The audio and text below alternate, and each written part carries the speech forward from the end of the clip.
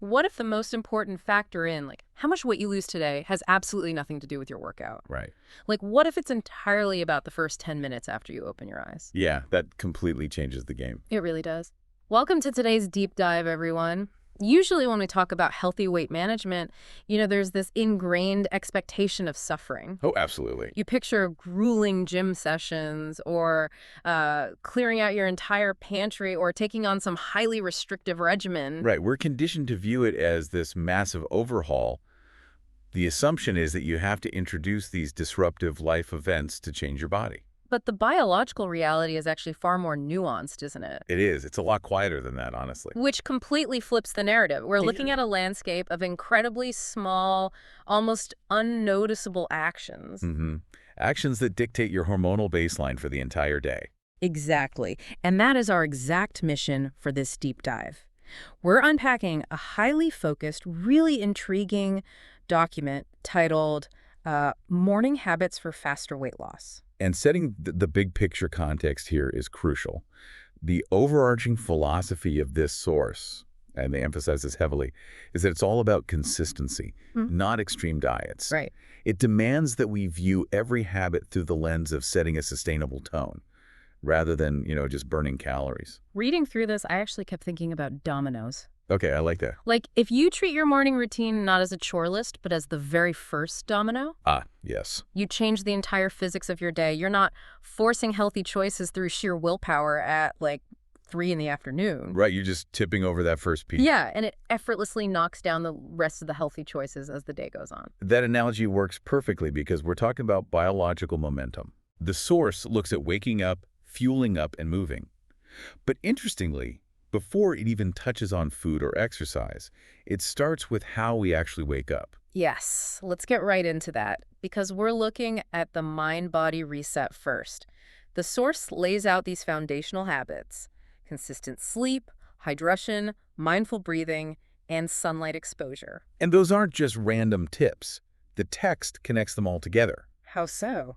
Well, it views weight management holistically. It doesn't just focus on the food on your plate. It highlights mindful breathing and sunlight exposure as the literal mechanisms for setting the day's physiological tone. It's basically like booting up a computer, right? Exactly. Like you have to turn on the power, which is the sunlight, and let the operating system load properly. Which is the mindful breathing. Right. You have to do all that before you start trying to run heavy applications, like digesting a big meal or working out. That's a great way to look at it. You can't skip the boot up sequence. But I do have a major question here, maybe some pushback. Okay, let's hear it. The document is literally called Morning Habits. It's about what you do when you wake up.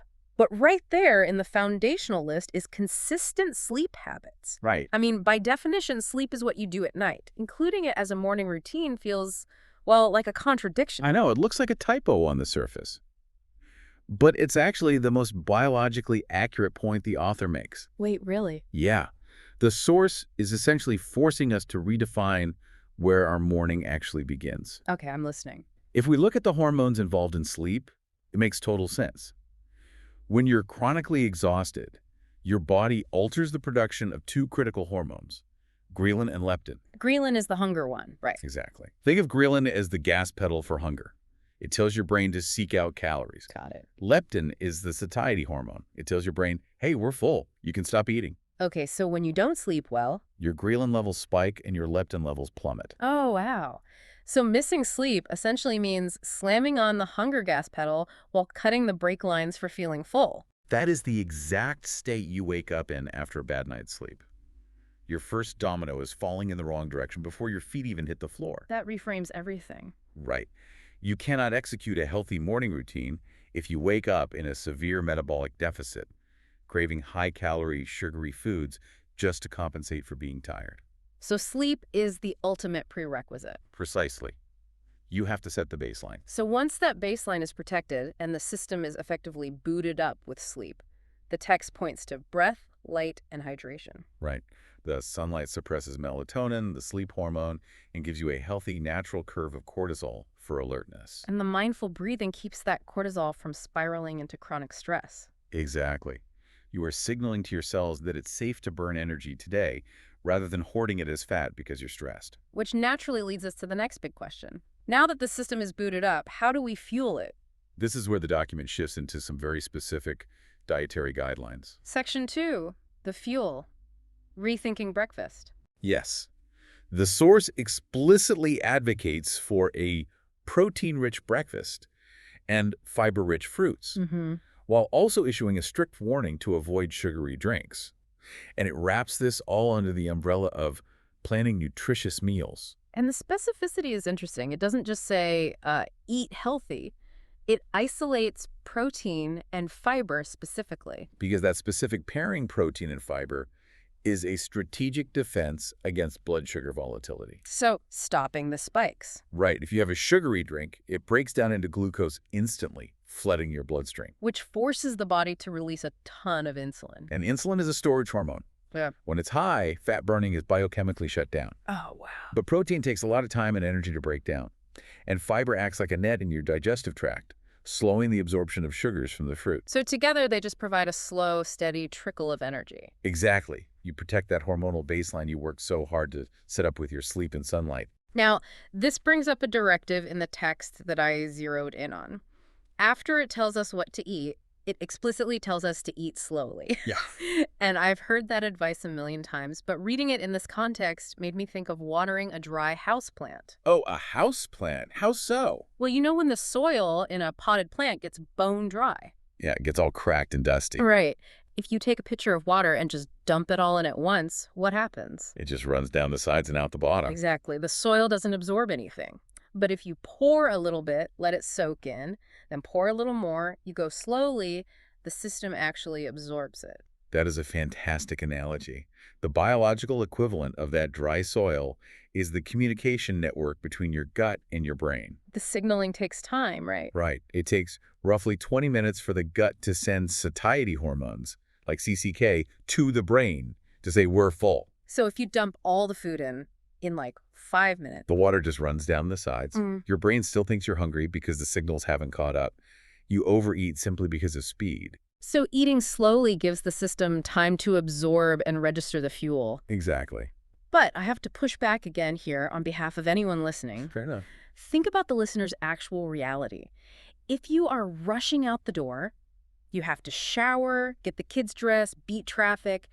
How on earth do you manage to eat slowly and plan nutritious meals? It sounds impossible, right? It sounds totally disconnected from a normal Tuesday morning. Well, the document actually anticipates this. That's why it heavily emphasizes planning nutritious meals proactively. Okay, so the planning is the key. Right. You cannot cram mindful, slow eating into a chaotic, reactive morning.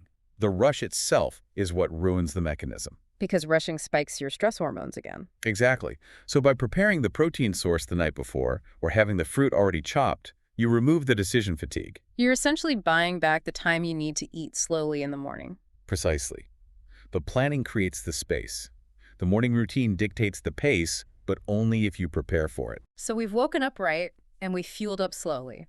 The last piece of the puzzle here is how the body moves, Yes, the engine. which ties directly into the source's ultimate philosophy. We're looking at Section 3, movement and the long game. And this section might be the most surprising part of the whole text. Because it advocates for gentle movement. Right. Not grueling boot camps, not heavy weightlifting at dawn, just gentle movement. Which completely goes against the whole no pain, no gain fitness culture. Totally. Like, if the goal is faster weight loss, why is the text specifically telling us to take it easy? It comes back to the text's core thesis. Yeah. Healthy weight loss comes from consistency, not extreme diets or extreme workouts. Oh. Biologically, a massive, intense morning workout triggers a huge stress response. Yeah. Your body demands recovery, and it spikes your hunger hormones to make up for the calories you just burned. So you crush a 6 a.m. workout, but by 2 p.m. you're starving and craving the exact sugary foods you're supposed to avoid. Exactly. You're fighting your own biology. Gentle movement, like a brisk walk or some light stretching, keeps the metabolism humming without triggering the compensatory hunger or massive stress spike. It makes so much sense, and it really highlights why extreme diets and workouts fail. It's like buying lottery tickets. Lottery tickets. Yeah. When people want to lose weight, they usually want it gone immediately. Sure. So they buy the lottery ticket, the 30-day drastic overhaul, the extreme deprivation. They're hoping for a massive, quick win. Right. But these small daily actions the text is talking about, that's not a lottery ticket. That is compound interest in a savings account. Oh, I love that. It's slow, it's steady, and it is mathematically guaranteed to build over time if you just leave it alone and stay consistent. That is beautifully put. But let me ask you this. Why is society so obsessed with the extreme lottery ticket when the text explicitly tells us these small actions are the real key to long-term success? Well, neurologically, we seek immediate gratification. When we feel discomfort with our bodies, we want a solution that matches the intensity of our discomfort. So going for a gentle walk just doesn't feel like we're trying hard enough. Exactly. It feels passive. But biologically, the body thrives on homeostasis. It hates extremes. Because it views extremes as a threat. Right. It views a massive calorie deficit or a brutal workout as a threat to survival, so it fights back.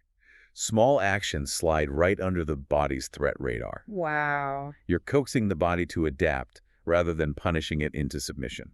That is a huge paradigm shift. It really is. So let's briefly synthesize this whole journey for everyone listening. Okay, let's do it. We start the day by setting our biological tone. Light, breath, and hydration to wake up the system. Right, getting that natural cortisol curve and lowering stress. Then we fuel with protein and fiber, completely avoiding the sugar to prevent insulin spikes. And we eat slowly, giving the gut time to talk to the brain. Because we planned ahead and bought ourselves that time. And finally, we move gently.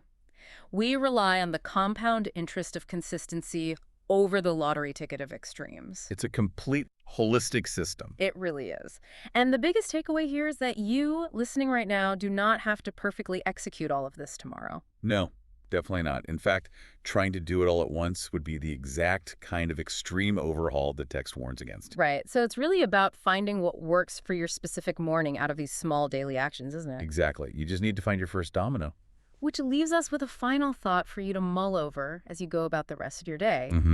If healthy weight management truly comes from consistency and not extreme overhauls, which single small action from today's deep dive, just one, could you add to your morning tomorrow without changing anything else in your life? Just one small thing. Right. Maybe it's opening the blinds right when you wake up. Maybe it's swapping a pastry for some eggs.